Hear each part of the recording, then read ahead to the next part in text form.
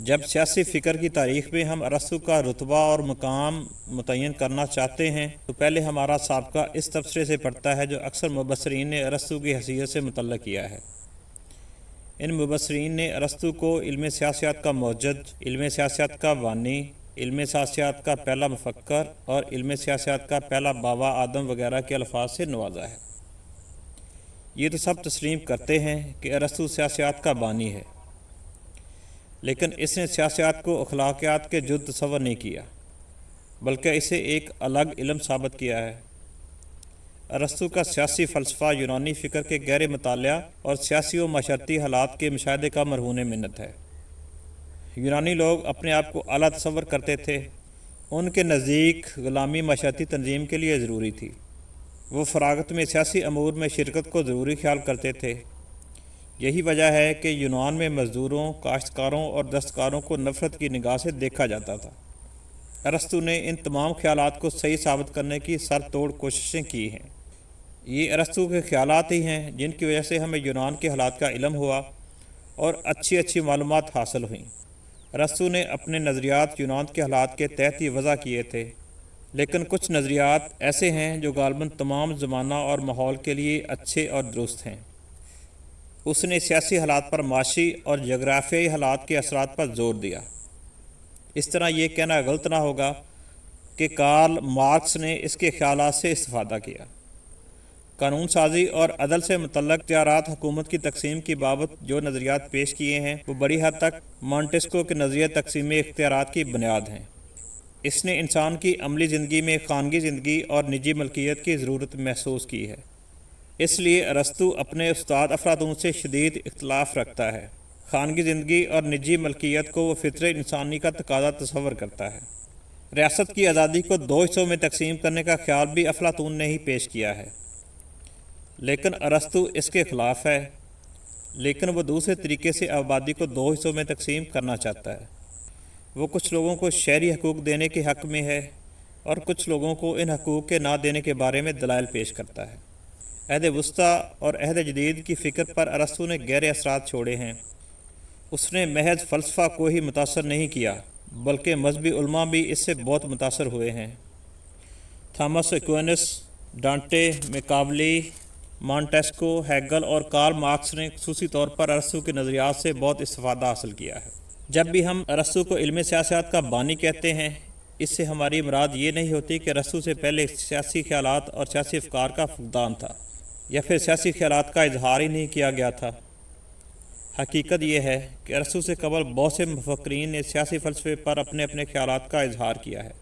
نتیجہ یہ نکلا کہ ان سب میں نمایاں افلاطون کی حیثیت ہے۔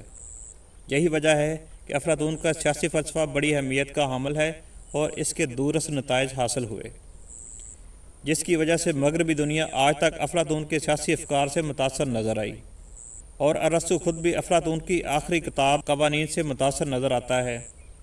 بلکہ یہ کہنا بے جانا ہوگا کہ ارسطو نے جو ایک قابل عمل ریاست کا نقشہ ہمارے سامنے پیش کیا ہے وہ کم و بیش ان اصولوں پر مبنی ہے جو افلاطون نے اپنی کتاب قوانین میں پیش کیے ہیں۔ اگرچہ افلاطون کے فلسفے میں گہرائی ہے، پھر بھی مغربی مفکرین متاثر نہ ہوئے، اور علم سیاسیات کا بانی افلاطون کو نہیں انہوں نے مانا، انہوں نے ارسطو کو علم سیاسیات کا بانی مانا ہے۔ اگر ہم ان وجوہات کو تلاش کریں جنہوں نے ارسطو کو علم سیاست کا بانی کہلانے کا حق دیا ہے، تو ہم شاید پروفیسر ڈننگ کے اس ایک جملے میں اجمالی طور پر اس کا سبب بیان کر سکتے ہیں۔ وہ کہتا ہے، سیاسی فکر کی تاریخ میں ارسطو کی اہمیت کا راز اس امر میں پنہاں ہے، اس نے علم سیاسیات کو ایک خود مختار علم کی حیثیت سے متعارف کروایا۔ ارسطو کو بابائے سیاست بھی کہا جاتا ہے کیونکہ وہ اس کا مستحق ہے۔ ارسطو کو بچپن ہی سے سائنسی علم سے لگاؤ تھا، کیونکہ ارسطو کا باپ مقدونیہ کے بادشاہ کا درباری طبیب تھا۔ یہی وجہ ہے کہ شروع ہی سے فلسفہ اور سائنس کی اصطلاحات میں دلچسپی لینے لگ گیا تھا۔ یہ حقیقت ہے کہ آج تک ہم مختلف سائنسوں میں جو اصطلاحات استعمال کر رہے ہیں وہ ارسطو کے فکر کی وجہ سے ہیں۔ ماہر فلسفہ رینان کہتا ہے کہ سقراط نے بنی نوع انسان کو فلسفہ دیا اور ارسطو نے یہ فلسفہ سائنس کو دیا۔ یہی کہہ سکتے ہیں کہ ارسطو سے قبل سائنس کا نام و نشان نہیں تھا۔ ایسا لگتا ہے کہ ارسطو اور سائنس نے ایک ہی وقت میں جنم لیا ہے۔ ارسطو نے اپنے استاد افلاطون کے برعکس جو بھی دلیلیں دیں وہ ٹھوس بنیادوں پر ہیں۔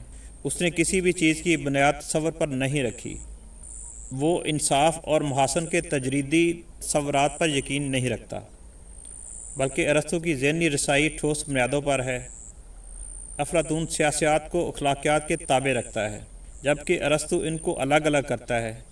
ارسطو کی نظر میں سیاسیات کا انداز کچھ اس طرح سے ہے: یہ ایک خالصاً ایسی سائنس ہے جس کا رابطہ انسان کی انتہائی نیکیوں سے ہے اور انتہائی مکمل ریاست ہے۔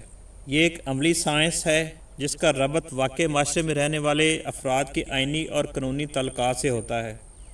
ان نظریات کی بنیاد پر ہی سیاسیات کی بنیاد ارسطو نے رکھی۔ یہی وجہ ہے کہ ارسطو کو نہ صرف سیاسیات کا بانی بلکہ بابائے سیاسیات بھی کہا جاتا ہے، کیونکہ ارسطو کی معلومات ٹھوس ہیں، اس کا مطالعہ گہرا اور استدلال میں منطق ہے، اس کے تجزیے میں گہرائی اور قیاس اور فیصلے میں زبردست عقل مندی نمایاں ہے۔ جی ناظرین، ویڈیو آپ کو ضرور اچھا لگا ہوگا۔ اگر ویڈیو اچھا لگا ہے تو اس ویڈیو کو ضرور لائک کیجیے گا، چینل کو ضرور سبسکرائب کیجیے گا، مجھے اپنی دعاؤں میں یاد رکھیے گا۔ اللہ حافظ۔